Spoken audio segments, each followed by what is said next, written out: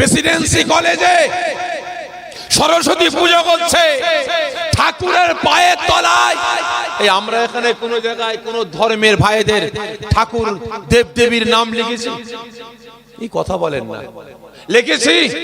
কোন মসজিদে লিখেছি সিঁড়ির ওপর সিঁড়ির তলায়? এটাই হলো সম্প্রীতি। সম্প্রীতির নামে আজ প্রেসিডেন্সি কলেজে ঠাকুরের পায়ের তলায় আমার আল্লাহ পাকের নাম, যিনি আমাদের ইবাদত, যিনি আমাদের বান্দাগি, যিনি আমাদের সবকিছু আজকে চিনার জন্য আমাদের জীবনটাকে কুরবানি করার জন্য তৈরি আছে, আজকে সেই আল্লাহ পাকের নাম ঠাকুরের পায়ের তলায় লিখে রেখে দিয়েছে। আল্লাহু আকবার বলে আজকে সেই আল্লাহ পাকের নামের পাশে বুট পড়ে আমার দেশের একজন নেতা, আমার দেশের একজন সরকারি আমলা আল্লাহ পাকের নামের পাশে পাটা রেখে ঠাকুরের পুজো করছে। কতজন প্রতিবাদ করেছেন বলুন? কোন কলসির আওয়াজ বেশি হয় বলেন তো? কথা বলেন। কোন কলসি? ফাটা কলসি। ফাটা কলসির আওয়াজ বেশি, ঠিক না বে ঠিক? চোরের মায়ের বড় গলা, দেখবেন নামাজের ধার ধারে না, শরিয়াতের আইন কানুন বিধানের ধার ধারে না। আজকে মুসলমান বলে দাবি করে শরিয়াতের আইন কানুন বিধানগুলোকে জবে করে বেড়াচ্ছে, কুরবানি করে বেড়াচ্ছে। মুসলমান বলে দাবি করছে শরিয়াতের আইন কানুন বিধানগুলোকে একটু অর্থের জন্য, টাকা পয়সার জন্য, ধন সম্পত্তির জন্য, চেয়ারের জন্য কাফের মুশরিক বেঈমান বেদিনদের হাতে শরিয়াতের আইন বিধানগুলোকে নিলাম করে বেড়াচ্ছে, বিক্রি করে বেড়াচ্ছে। আবার আওয়াজ দিয়ে বলে আমি মুসলমান, আমি আল্লাহকে ভালোবাসি, রসুলকে ভালোবাসি, কচু পুরা ভালোবাসি। যদি সত্য করে আপনি আল্লাহকে ভালোবাসতেন, রসুলকে ভালোবাসতেন, আল্লাহ পাকের জন্য আপনার মনটা কান্ত, রসুলের জন্য আপনার মনটা কান্ত, শরিয়াতের জন্য আপনার মনটা কান্ত। যদি সত্যকারে আল্লাহর ভালোবাসা আপনার অন্তরে থাকতো, তাহলে আজকে ইসলামকে মিটাবার জন্য, শরিয়াতকে মিটাবার জন্য, কুরআনকে মিটাবার জন্য, রাসূল পাকের আদর্শ ক্যারেক্টার চরিত্রকে নিয়ে আজকে ছেলে খারাপ শুরু হয়েছে। আজকে আপনারা অন্তত একটু প্রতিবাদ করতেন, ঠিক না বেটা? একটু আন্দোলন করতেন। এটা কিছুদিন আগে নূপুর শর্মা আমার আপনার রাসূলের আদর্শের উপর আঘাত দিয়েছে, রাসূলের চরিত্রের উপর আঘাত দিয়েছে। কতজন প্রতিবাদ করেছে, কতজন আন্দোলন করেছে? আমার বোন মুস্কান তার বুরকা খোলার পরিকল্পনা করেছিল, কতজন আন্দোলন প্রতিবাদ করেছেন বলুন? বলেন। আল্লাহকে তো ভালোবাসেন, রাসূলকে তো ভালোবাসেন। এই তো কদিন আগে, এই তো কদিন আগে পুজো হয়ে গেল প্রেসিডেন্সি কলেজে সরস্বতী পুজো করছে ঠাকুরের পায়ের তলায়। এই আমরা এখানে কোন জায়গায় কোন ধর্মের ভাইদের ঠাকুর দেবদেবীর নাম লিখেছি? এই কথা বলেন না। লিখেছি? কোন মসজিদে লিখেছি সিঁড়ির ওপর সিঁড়ির তলায়? এটাই হলো সম্প্রীতি। সম্প্রীতির নামে আজ প্রেসিডেন্সি কলেজে ঠাকুরের পায়ের তলায় আমার আল্লাহ পাকের নাম, যিনি আমাদের ইবাদত, যিনি আমাদের বান্দাগি, যিনি আমাদের সবকিছু আজকে চিনার জন্য আমাদের জীবনটাকে কুরবানি করার জন্য তৈরি আছে, আজকে সেই আল্লাহ পাকের নাম ঠাকুরের পায়ের তলায় লিখে রেখে দিয়েছে। আল্লাহু আকবার বলে আজকে সেই আল্লাহ পাকের নামের পাশে বুট পড়ে আমার দেশের একজন নেতা, আমার দেশের একজন সরকারি আমলা আল্লাহ পাকের নামের পাশে পাটা রেখে ঠাকুরের পুজো করছে। কতজন প্রতিবাদ করেছেন বলুন? বলেন। আমরা আশা করতে পারিনি, কল্পনা করতে পারিনি যে অন্য অন্য রাজ্যের ওয়েদার, অন্য অন্য রাজ্যের আবহাওয়াটা আমার রাজ্যে চলে আসবে। আমরা কল্পনা করতে পারি। আজকে ঠাকুরের পায়ের তলায় লেখা আছে আল্লাহু আকবার, আমার আপনার আল্লাহ পাকের নাম। আর আপনি মুখে কুলু কেটে চুপচাপ বসে আছেন, একবারও আন্দোলন করলেন না, একবারও প্রতিবাদ করলেন না। আপনি আল্লাহকে ভালোবাসেন, মিথ্যা বললেন, আপনি গাদ্দার। আমি মনে করি আপনি গাদ্দার। কি ভালোবাসেন আপনি? 100 দিনের টাকা বন্ধ, রাস্তা অবরোধ শুরু করে দিলেন। পঞ্চায়েতে চাল দেয়নি, তেল দেয়নি, ডাল দেয়নি, রাস্তা অবরোধ করে দিলেন।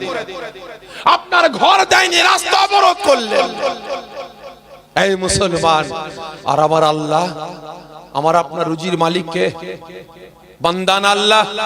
জোরে বলবেন, আমার আপনার হায়াতের মালিক কে?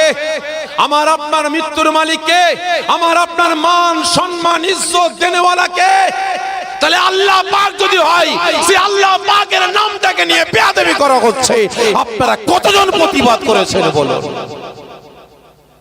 আজকে হাত তুলে বলে দিলেন আল্লাহকে ভালোবাসি, লজ্জা করা দরকার। খারাপ মনে নেবেন না, আমার কথাই কিন্তু এরকম। লজ্জা করা দরকার। আজকে দিকে দিকে রাসূলের ঘর মাদ্রাসাগুলোকে দেশদ্রোহী শিক্ষা দেওয়া হয় বলে তকমা লাগিয়ে মাদ্রাসাগুলো বন্ধ করার পরিকল্পনা শুরু হয়েছে, মক্তবগুলো বন্ধ করার পরিকল্পনা শুরু হয়েছে। আজকে কতজন মুখ খুলেছে বলুন?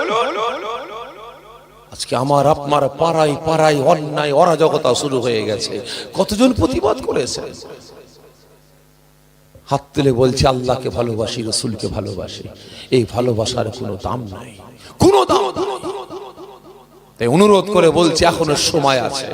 আল্লাহকে ভালোবাসার মতো বাসেন, রাসূলকে ভালোবাসার মতো ভালোবাসেন, কাজে লাগবে। প্রকৃত মুসলমান হওয়ার মতো হন, আর না হলে আপনার মতো মুসলমানের প্রয়োজন নাই। আমার আল্লাহ, আমার রাসূলের প্রয়োজন নাই।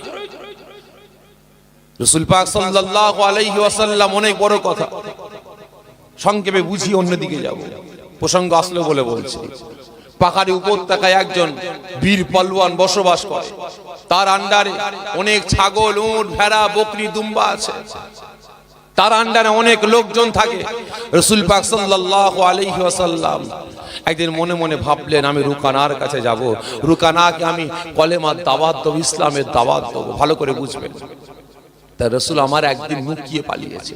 কারণ সাহাবারা, কারণ সে এত বড় যোদ্ধা, এত বড় মানে কুস্তিগিরি, সাহাবারা জানে রাসূল পাক ওখানে গেলে হেরে যাবে, খুব ভয়ঙ্কর লোক, ওকে কেউ হারাতে পারে না। তার রাসূল আমার লুকিয়ে চলে গেছেন। অনেক বড় কথা, বুঝাবার জন্য বলছি। লুকিয়ে চলে গেছে। যাওয়ার পরে রুকানাকে বলছে, এই রুকানা, আল্লাহকে এক আল্লাহ বলে বিশ্বাস করে নে, আমাকে নবী বলে গ্রহণ করে নে। রুকানা বলে, মাথা খারাপ, এই মুহাম্মদ, আমি পারবো না, আমি পারবো না। রাসূল বলে, না রে রুকানা, আমাকে আল্লাহ, আমার আল্লাহকে আল্লাহ বলে বিশ্বাস কর, আমাকে নবী বলে গ্রহণ করে নে, আল্লাহ তো সারা জীবনের জিন্দেগির সমস্ত গুনাহগুলিকে মাফ করে দেবে। রুকানা বলছে, অসম্ভব, পারবো না। রাসূল পাক নাছোর, রুকানাও নাছোর। ওই সময় রুকানা বলে, একটা মওকা পেয়েছি, এই মুহাম্মদ, তোমার আল্লাহকে আমি আল্লাহ বলে বিশ্বাস করতে পারি, তোমাকে নবী বলে গ্রহণ করতে পারি, একটা শর্ত আছে। কি শর্ত? আমার সঙ্গে কুস্তি করতে হবে, আমার সঙ্গে লড়াই করতে হবে। যদি আমাকে হারাতে পারো, তাহলে তোমার আল্লাহকে আল্লাহ বলে বিশ্বাস করব, তোমাকে নবী বলে গ্রহণ করব, এবং তোমাকে 200 বকরি দেব। রাসূল আমার বলতে, রুকানা লড়াই করার জন্য আসেনি এখানে, কুস্তি করার জন্য আসেনি এখানে। রুকানা বলে, কোনো কথা নেই, আমার সঙ্গে লড়াই করতে হবে, কুস্তি করতে হবে। ওই সময় আল্লাহ পাক গায়বী আওয়াজ দিয়ে বলেন, রাসূল, রুকানা আপনার সঙ্গে লড়াই করতে চাইছে, আমি আল্লাহ আপনাকে হুকুম দিলাম, রুকানার সঙ্গে আপনি লড়াই করেন। এই জিবরাইল, যাও আমার রাসূলের কাছে চলে যাও, আমার রাসূলের পাশে গিয়ে তুমি দাঁড়াও। রাসূল আমার রাজি হয়ে গেলেন। ভালো করে বুঝবেন, রাজি হয়ে গেলেন। রুকানা তার দলবল দিয়ে ডাকলো, আব্দুল্লাহর বেটা মুহাম্মদ, আমার সঙ্গে লড়াই করবে, কুস্তি করবে, সকলে হাজির হও। ময়দান ঘিরাও করে দাঁড়িয়ে আছে। রুকানা ময়দানে বিছখানে লাপালাপি দাপাদাপি করে, আব্দুল্লাহর বেটা মুহাম্মদ, আগিয়ে এসো, আমার সঙ্গে লড়াই করবে এসো, আমার সঙ্গে কুস্তি করবে এসো, আমাকে হারাবার জন্য আগিয়ে এসো। ওই সময় মালাইকা ফেরেশতা হযরতে জিবরাইল আলাইহিস সালাম থাকতে পারলেন না।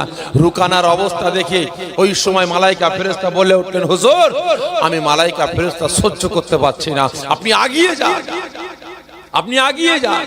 রাসূল আমার এক কদম দু কদম করে আগিয়ে গেলেন, ময়দানের ভিতরে প্রবেশ করলেন। রুকানার সাথীরা নবী পাককে দেখে ছোট ছোট পাথর ছুঁড়ে ছুঁড়ে মারছে। দেখ, আব্দুল্লাহর বেটা মুহাম্মদ এই রুকানাকে হারাবার জন্য ময়দানে হাজির হয়েছে।